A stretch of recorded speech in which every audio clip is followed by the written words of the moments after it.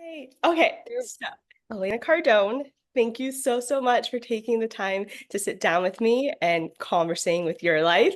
I am very grateful and humbled and very excited for this. So just to jump right in, how would you introduce yourself to people who are unaware of you? I feel like if you've been living under a rock and just don't know you. How would I introduce myself? It always sounds better when it comes from somebody else, first Right? of all. I feel like this question throws people all the time. They either just say like their name or their title, or they'll be like, this is what I want to evoke when people, I don't know why, something about this question. Yeah, I think the question is interesting because people, I don't know, have maybe this built-in DNA structure thing of that they're not supposed to self-promote or they're not going to sound humble enough or whatever the case may be. But I guess I would want people to know about me is my purpose in life is to empower women, to protect children, and to restore the family unit on the planet. I think it's under attack. So everything about me is going to, you're gonna find leads to one of those buckets, either women, children, or family. That's really what I'm geared and focused on. So I'm a philanthropist, I'm an author, so I also open the doors up to the behind the scenes of what it's like and how my husband and I have been able to be on the verge of losing everything financially to building a multi-billion-dollar empire and helping other people along the way and what we had to do, what we had to give up, what mindsets we needed to adjust, what skills we needed to learn so that we can help the everyday person. That's how we were raised. I'm not some highfalutin, even though this shirt might suggest it. I know, I was It's like, is that fancy. Gucci? I was like, I don't know if it's Saint Laurent or Gucci. I couldn't tell. I was like, oh my gosh, which one is It's a it? Zimmerman, Oh, but I'm not like some highfalutin gal that was born into money. Nothing's wrong with that. I wish maybe I had. It wouldn't have taken me so long to get and figure this out, maybe. Um, but that's really what I want to do is really help change the trajectory of the world by um, helping as many people know about the data that I know that's helped us succeed. well, positive, you don't look old. So if you feel like you're old, you don't look it. So that's half the Thank battle. You know, you. I mean, like, Thank you. nobody wants to get advice from someone that doesn't look snatched. So you look very snatched. Thank you. So I love the ethos, and you kind of touched on this in the first question, how you love to build women in the family unit, and like that's really what your empire is. So why are you so passionate about, not only helping women, but restoring kind of the value of women and the value of the family unit? Why? I mean, I have my opinions. Well, Why do you think that it is so crucial for us to at least have that type of nucleus and value? well, I believe in women more so now than ever before. I believe that women have a power, and power is the capacity or the ability to influence the behavior of others. So women have always had the whole entire history line an influence to make a difference. So if we don't recognize our power, we're not influencing ourselves. We're not influencing our partners. We're not influencing our children, our communities in the world. And I see some things going on this planet today. There's drug epidemics, there's divorce epidemics, there's wars, there's insanity, criminality. It just seems like there is a downward spiral going on. So I believe so passionately that if we're going to make a difference, that women could have a huge influence in actually changing the trajectory of this downward spiral and pushing it up. And that's going to start when every woman learns to understand and recognize their value, which I believe has been depreciated over time. And you can see it in women. You can see it in their confidence levels. You can see it in their insecurities, their imposter syndrome, all these other labels they give themselves to not, really stand up and stand out and be a stable guiding force for themselves and their communities.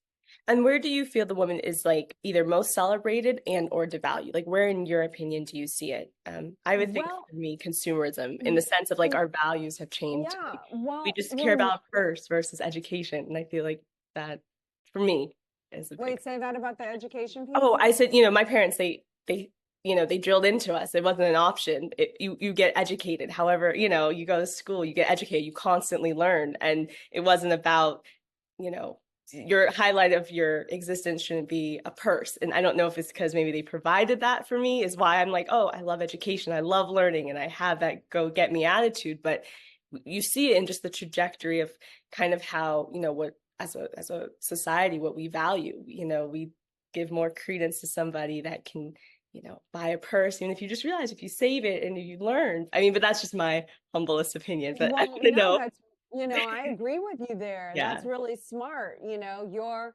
ROI, your rate of return and investment, your return on your investment is yourself, and that's your self-enhancement. And I wish we would get back to more of that and less about a purse. Those things are nice and they're good rewards, but they should be rewards and not like something that you need to have an identity to feel important enough about. So I think what I have noticed in society is women, rightfully so, I think are really valued for their accomplishments in the workplace. Mm-hmm.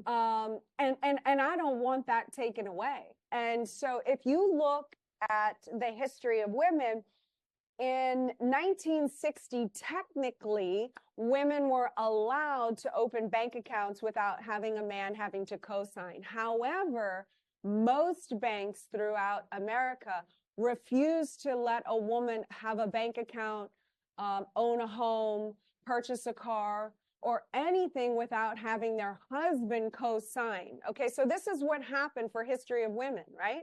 So it wasn't until 1974 when they came out with the Equal Credit Opportunity Act in 1974. That was almost 50 years ago, right? 49 years ago.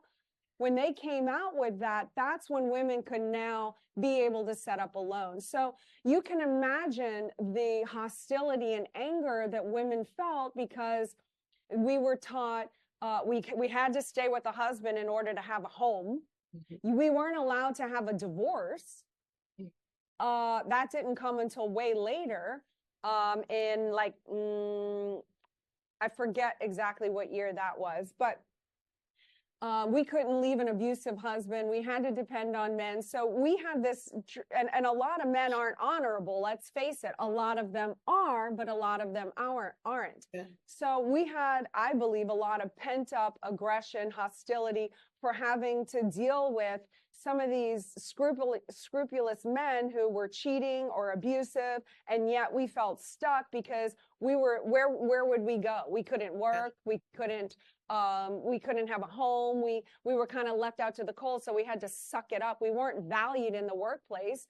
In the workplace, when we started entering the workplace, then there was all this sexual harassment because women weren't viewed as actually having a brain and actually could do anything. It was just little sex toys for men in the workplace. So I understand it, and we should be valued for the accomplishments that, and we were granted by John F. K in 1964, the equal pay opportunity. So I understand a lot of these things, but out of coming from having to prove our worth in the workplace and be able to have our right to a divorce if it wasn't viably, optimum for us, to have bank accounts, etc. I think we went the other way. So where women are devalued now is when a woman wants to be a wife or a homemaker or a mother. We've gone so far in the other direction of we need to have these rights. Now we've been giving these rights, but now we haven't come back to the women that want to be able to be a mother. That role is devalued. And you can hear it in society when you ask a woman, well, what do you do? Oh, they add the just, I'm just a stay-at-home mom. I'm just a homemaker. I'm just a housewife. Or they feel like it's this thing that they have to apologize for, and that they're so devalued and all the important ladies look down on them. I know because I suffered this myself. Mm-hmm. And so I want to come back and go, all right, we needed to go here to get here. Mm-hmm. But now how do we get here to come, how do we be able to have it all now Snap as back and kind of, how do we say, get to be a mother and say, what do you do? I'm a mother. And someone say, thank you for your contribution to the civilization and to mankind. Thank you for being a mother and having that role revered and being restored so that women really can have it all. We can excel in our businesses. And if we want to transition and become a mother and then go back into the workforce or not, it should be up to the woman and it shouldn't be judged either way. I love that. And I think to quote Jackie Kennedy, she said, I have like my biggest responsibility is making self-sufficient, good human beings, referring to her children. And I think, yeah, and I Exactly. think, and my mom, I mean, I wasn't old enough, but she was the one that told me that quote. 'Cause I remember I asked her for a school project because she's a lawyer by trade, but she stopped practicing to have my brother and I, and she raised us. And she's like, you are my job right now. And when I'm ready and you guys, I feel are okay, then I will go back. And she does things here and there, but it's the same concept, like what you're saying. It should be the woman's choice, but there should be no being like, oh, like I'm just raising kids. No, thank you. Because if we don't have a stable foundation, we are all in a how do I put this nicely? You see what happens when we go so far out, I feel like out of values and tradition. So I couldn't agree more. I feel like maybe it's like a rubber band. Like I feel like we've stretched so far and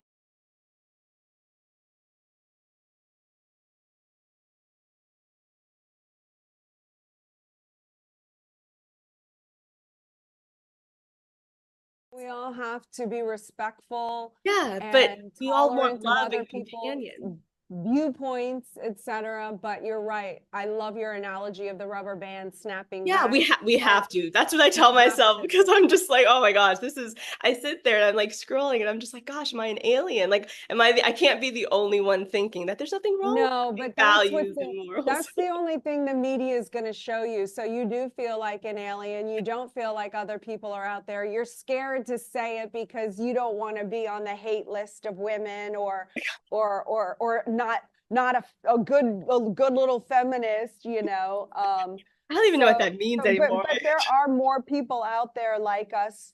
I'm realizing as I have courage to come out and speak my truth and reality and just what I see. No one can make you wrong for your omnosis, for your observations, because that's what's real to you. Yeah. So I'm not going to tell you what yours are, but I can speak from experience on what I see, because no Yeah. one can make that wrong because it's my point of view. Exactly. It's like, like that's why we have different flavors. It's all ice cream, but we all like different flavors. It's the same concept, but we like ice cream. That's the core. How do you, what are your tips for a healthy mindset? Since you are very, public and stuff like that. And you said you're not gonna be everyone's cup of tea. So how do you keep a healthy mindset and, staying true to yourself? Well, I'm really clear on my purpose. It's how I introduced myself. So that helps me to have a healthy mindset because it helps me to not get distracted by things that aren't going to be towards the forward motion of that. It Mhm. also helps if I get kicked down or knocked down. I have a bigger purpose other than just myself, Elena Cardone, and it's bigger. It's for women, it's for children, it's for families. So I really, when I have a healthy mindset, I don't have the luxury to feel kicked in for too long because I have a bigger purpose and it's that.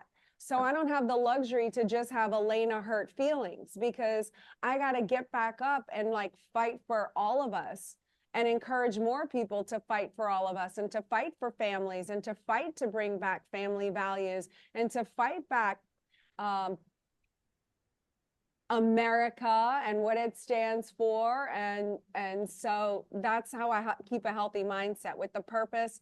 Also, how do you physically take care of yourself?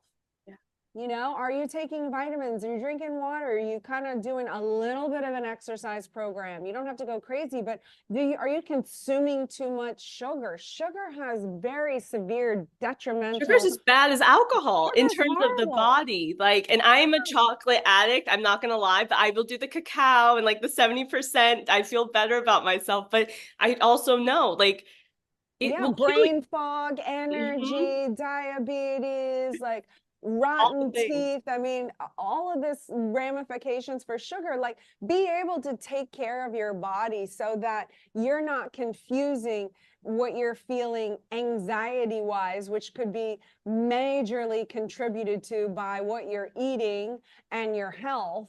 And then you're confusing what your body is experiencing, lack of energy, insomnia, this and that. And now you're thinking you're crazy and have a mental issue, when maybe you don't have a mental issue. Maybe you just need to go get some sunlight, absorb some vitamin D, get the right supplements, take care of yourself. And 80 or 90% of the issues you're having could go away. Also, who are you hanging out with? Are these people assets or liabilities? Because that drains on you mentally too. So I'm always willing to look at who's around me, who's contributing, who's pulling from it, who really doesn't have my best interest in mind, but they'll pretend and they'll have a great Yeah. smile and they're so awesome. But behind your back, there's mistakes, constant mistakes. There's turmoil that kind of seems to follow you everywhere. You can't quite get ahead. You're always falling a foot behind. Like, that's because you're attached to people that are really actively trying to hold you down. Yeah. And so for your mindset, you've got to be able to identify red flags, be protective of your environment, take care of your health, and be committed to your mission and your purpose. I love that. So I've also been low-key a stalker, and I watch the Elena Cardone show, and I also watch your shorts, which I on Instagram, which I find like I love them. They're so funny to me. Like we talk about your assets and the people, and like even when the outfit choices, that one was probably my favorite. I sent it to all my friends, and I'm just like, but it's so true, and it's such a short clip. It just I'm just like, yes, exactly. But why did you create your show, and what do you love most about interviewing? Well, I created my show because I really want to start a women's movement, I want to explore, what does a new women empowerment movement look like? So I'm doing some research myself. I want to interview other successful women in whatever area they're successful of in their life. That's what I enjoy the most, is hearing their successful actions or their mindset or how they get through a challenging moment. So I can learn. Like, literally, I'm greedy, and I'm doing the show because I want to know and to have my own little takeaways and be a sponge for knowledge. So it's a great sounding board to put a pulse on other people and their experiences and how they get through something. Also hearing from the men on the show and being able to hear their viewpoint and what their struggles are, and how can women help them, or how do they feel they could help women, and how do we bridge this gap between men and women again and get us, behaving and collaborating with each other, so we can be strength in numbers rather than I don't need you and I don't need you. So Yeah. we're each like being the best and most powerful that we can be, but we're not coming together, unifying that force and making it grow and expanding together. I think my favorite episode was the one when you had your husband on, and he was like, I believe it was Larry King he quoted, and because he was like, you keep interrupting me. He's like, well, this is my show. And I couldn't stop laughing. And I think it was a soundbite initially. I saw it on Instagram, and then I went to on YouTube, and I couldn't stop laughing. But like, it's to me, it wasn't just that like it was the banter, but it was literally the synchronicity that you guys have. And I think that's what people are missing in the sense of like relationship. People, in my opinion, you're not supposed to have a carbon copy of yourself. You want someone that you can grow with and learn from and be different from. And that means that's a good, I look at my parents, and I saw that, and it's that, and I feel like I think that's another reason why so many people are like, oh, I don't need this person. I don't need that person, because we're looking for the carbon copy of yourself. And I don't know about me, like I say it's my Gemini energy, but I feel like it would be incredibly boring if I'm just literally talking to myself. You want someone that gets you excited and inspires you and makes you think a little bit different, And that's what the Challenges you. interaction that you have with your husband, Yeah, and I where do you like have that. to grow in order to wrap your head around Yeah. like completely different concepts? It's Yes.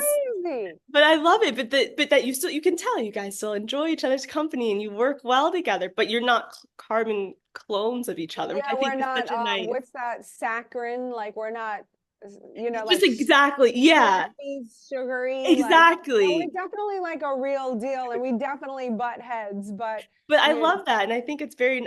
And that's what I like seeing about you guys and what you put on your platform. So I like it. How do you define resilience? Because you've mentioned before, and obviously, like through your book, and even when you give your talks about how you guys, you start out as a team. You had a vision, and I saw on the Him and Her podcast how you said, I told him, "Are you going to be a billion?" Like you put that seed in there in that fire, but it takes a lot to. I think my generation and younger, the instant gratification. We think we should have it overnight. And if it doesn't come overnight, then, we'll just give up. But resilience is taking those highs and lows and keep going and keep going. So how do you define resilience?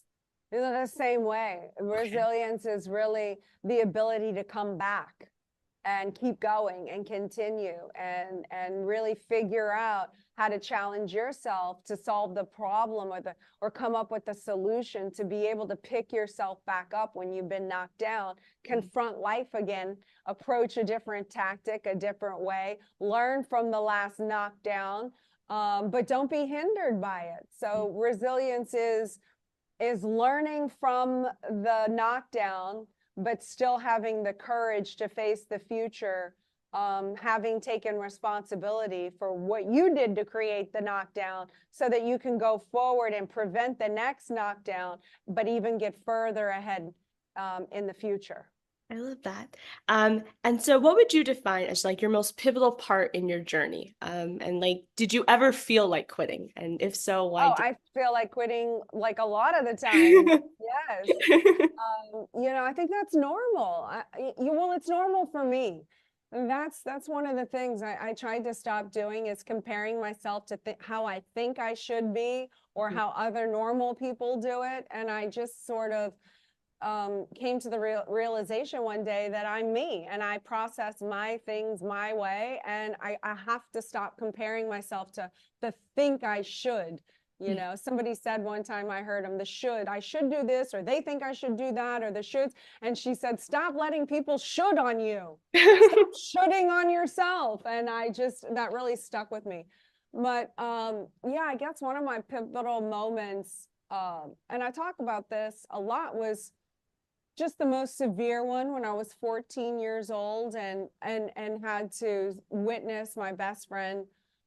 It's so difficult, like burn in a fire. Like it's just something it's hard at any age, but it's really hard at 14 when I'm trying to separate and be independent of my parents and I'm trying to become my own adult, but yet I have this massive cataclysmic moment that I don't know how to deal with. It was such a break in my reality. Like I didn't know friends could die. I didn't know they could die in that severe way. I didn't physically with my own eyes know that a human body could look so distressed. And, it was a lot to confront. And that was my most pivotal and hardest moment in my life because I didn't know how to express that. I hid that internal devastation from my parents.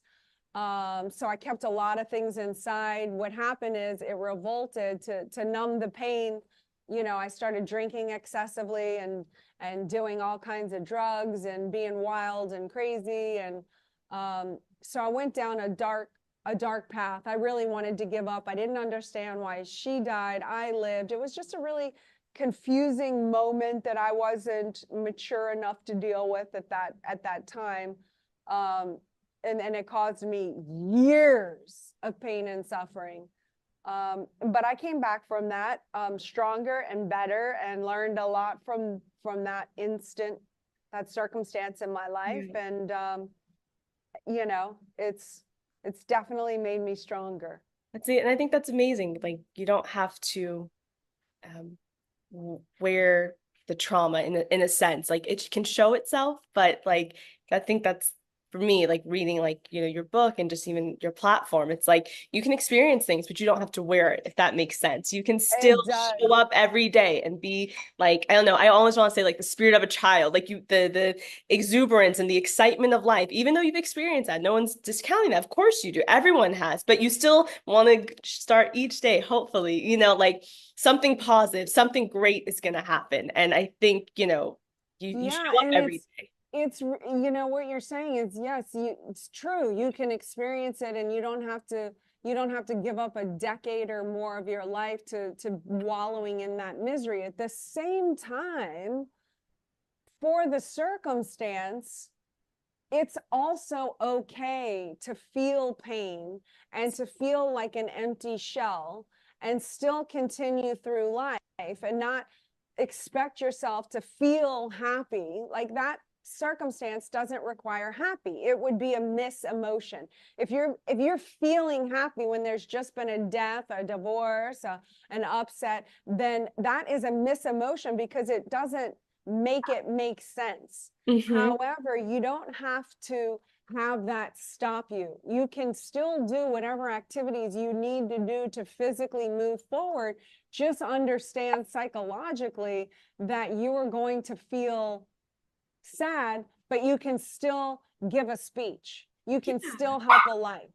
Do you know? Like, I Yeah. don't have to feel Like like, I super think happy there's or so much. excited. My mom, no, I totally Yes. agree. Like she's like, And you then, just get up and you know, you don't have to pretend. That's what I did. I yeah. pretended like, oh, everything's okay from the next day, and I hid it all, and it wasn't real. Yeah. Now I allow myself to, when the emotion is appropriate and there is an upset, I'll feel upset, but it's Yeah. not going to stop me from coming in here. Like today, I'm great. I feel good today. But as an example, if Yeah. I had had a loss or someone died last week or whatever, if there's nothing I could do about it in this moment, it Mm-hmm. doesn't help me to be sad in a room in this moment. What would be better, and what my friend would want me to do, is help others and honor their life by helping others become better. So I would show up feelings like whatever's going on, but still putting on the face and helping myself get over it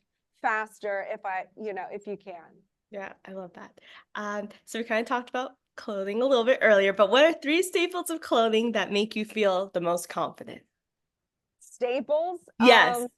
Well, let's see, help me feel the most confident. Like, I love a business suit. That's just me personally. I love a business suit. I love a white crisp shirt because it's so versatile. You can wear it with anything. And I do like a good pair of heels. Like, I just feel better in heels and flats. They're not the most comfortable. And it's not my preference. I prefer to be more comfortable. But when you're talking about confidence and Yeah. like, if I'm going to go speak at a speaking engagement, or I have an important boardroom meeting or whatever it is, that's what makes me feel most confident. I love it. And I'm impressed by the white because I always spill coffee. So like for me, it's always black because if I spill coffee, I don't have to worry about like cleaning it. I'm like, Just oh, showing it like the yeah. stain, like, So I oh just do it like, no. yeah, I have not mastered that without like something somehow getting on my white shirt.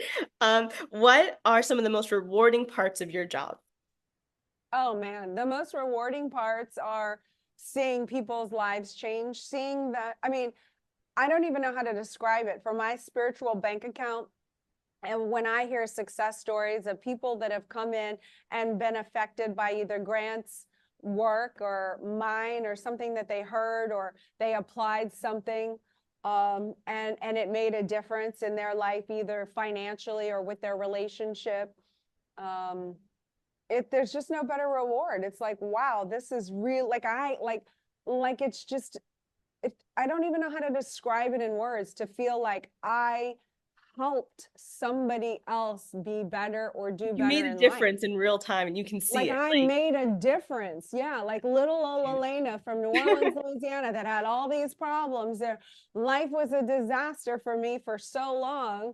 Like, I'm making a difference in people's lives, and they're changing, and marriages have been saved, and marriage proposals have come out of people reading my book, and all of and then the stuff that I've done on the philanthropic endeavors and seeing those lives change. It's just, that's the most rewarding thing for me, is wow, I made a difference. I actually that's what had I an call a hair impact. flip moment. That's definitely what I call like a Like, hair flip. Yeah, yeah, that's what I'm like, hair flip. I Give did it that.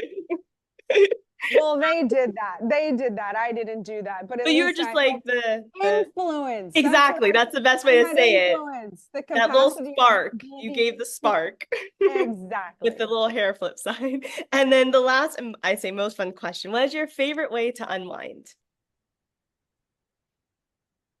Um, I'm like, well, I love shooting guns. So when I'm on a shooting range, that's like my favorite thing. I get such an adrenaline dump. There's like peace of mind because I'm so focused. I can't think about anything else. So it just shuts the whole world out. What's your And favorite gun to shoot?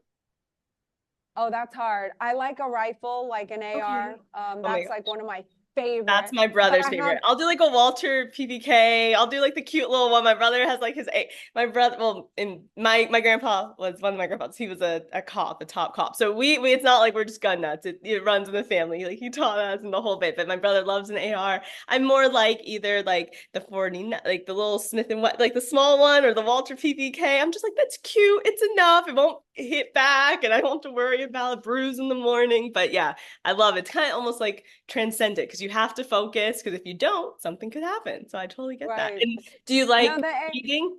Do you like reading any books or shopping? And like, does that I help? oh well, I love shopping, but only with the right people. I don't like shopping by myself, and I hate shopping with people that don't like shopping. That's like the most miserable experience. But when I shop with Natalie Dawson, I am just like, oh my God, I love it.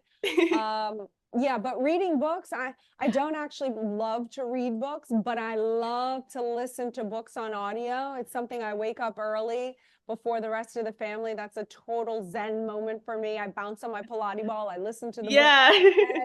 and I listen to about between 30 and 40 books a year Oh wow, um, that's that amazing. have really impacted my life. And